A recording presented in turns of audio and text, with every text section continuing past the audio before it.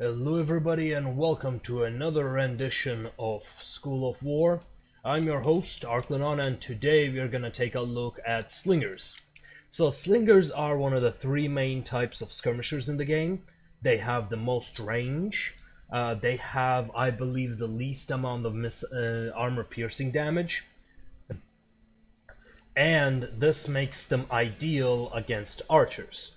So before we begin, let's talk about their differences. So as I said, the Slingers have got a longer range in general and a slightly higher damage. So you might think, why in the hell would we use archers? Good question. Well, the reason you might want to use archers is because of their abilities. As you can see, the skirmisher abilities are strain, which increase their range by 10%. In opposition, the archer ability allows them to fire an extra shot. It increases their firing rate. In addition, when coupled with Kanane, archers can use the barrage ability, firing in another barrage, and if it hits, it can delete a unit, like straight up, like all dead.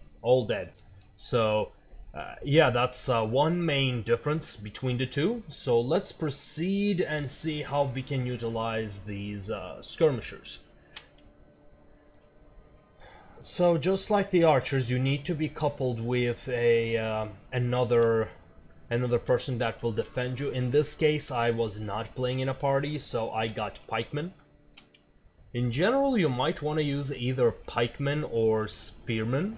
I prefer to use pikemen, mainly because against cavalry, you can still use pikemen, and the fact that these guys can really wipe out the enemy infantry too. So now we have captured the flag and we look at the enemy, we see they've got Scythian archers, which are a higher level archer, which means we'll have to be careful. Now the range advantage, if you want to use the Slingers right, you need to use your range advantage. You should not be engaging in a missile fights against archers. If you find yourself in the range of the enemy archers, you need to get out of that range. You must utilize your range advantage to your maximum thing. You can still win that fight, but I would suggest to not even start going there. Like ideally, because of the potential that these Slingers can do, they're much more valuable than one archer kill that you're gonna get. So it's better to play defensive. Like, this range really makes it. Look at this! I am able to push the enemy off of the strategic point simply by being there. And I know that the tower's reveal range is somewhere ends either at my pikemen or right behind my pikemen. So let's speed things up a bit. So what you want to do when you're playing as the Slingers, as the range support, you want to survey the battlefield. Keep your eyes on this minimap, because with the range you're playing a bit more strategically. You're not playing reactively, you're playing proactively. This range increase makes all the difference. So now that we have seen most of their forces are moving to the forest. Oh, now we just saw the barrage.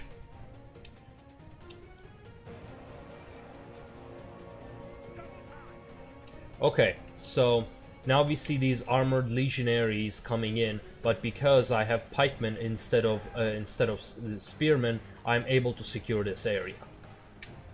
Now I know my my Slingers are not going to do much damage against legionaries, so your primary target is always enemy archers. Second target is the enemy cavalry. Boom. 1778 damage. Again, 1700 damage.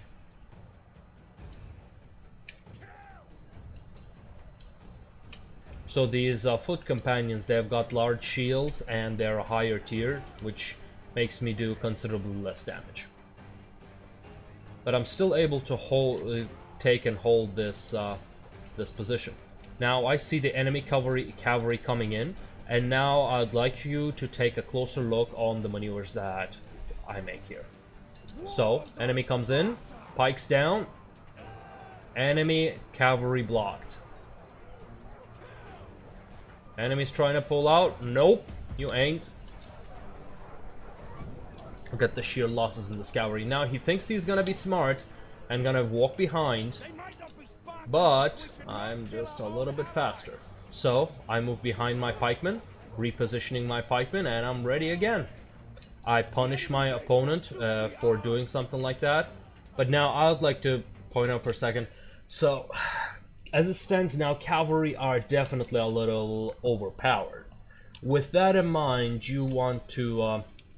so the skirmishers don't really do much damage against them, so there's not too much you can do. So let's see over here. Enemy archer shooting. 2234. I saw the enemy archers. I noticed that I am in their range. I'm retreating, but this leaves me open to the enemy cavalry. I shoot them in the face, leaving only a few units of theirs to minimize the damage.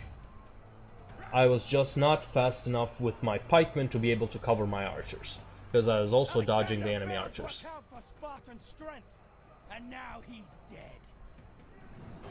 But still, that's the cards we are dealt. Our own allies are firing on us? I shall remember this. Here we see the archers, tier 5 archers attacking these armored legionaries, doing minimal damage. So here I am covering all the entrances. So this is how you secure a point. Your job as a fire support is to secure a strategic point, provide the vision advantage, and the fire support with your archers. You need to be very maneuverable with how you use your pikemen, your units, to save yourself from the enemy infantry and cavalry, and use your skirmishers to destroy. First thing, as slingers, you first kill the enemy archers, then you attack the enemy cavalry, and then you attack the enemy infantry. You assist in melee fight. So if you think your opponent is gonna bring in a lot of skirmishers as well, slingers is your solution. If you think they are gonna bring a lot more infantry, then javelins are your solution. Archers are mostly like something in between. I personally prefer javelins because of their simple damage potential.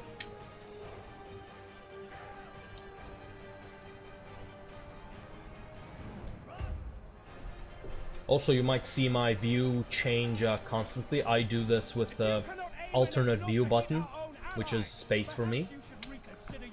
This allows me to see my opponent's, my allies' moves.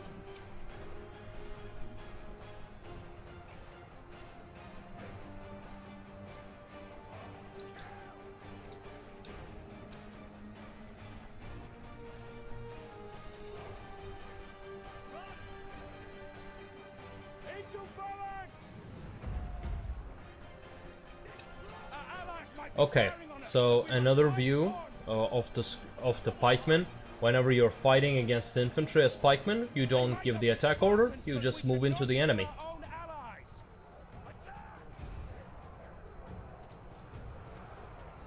Now you see me fighting against the enemy pikemen. After all, pikemen are a very slow unit, which means using your skirmishers you can do a lot of damage.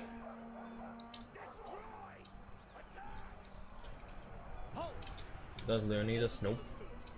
So now I have noticed enemy has moved to another strategic point and they still have some skirmishers left. They've got these light artillery. So now we're shooting inside this blob. So you can see it's doing like very little damage. Whoops.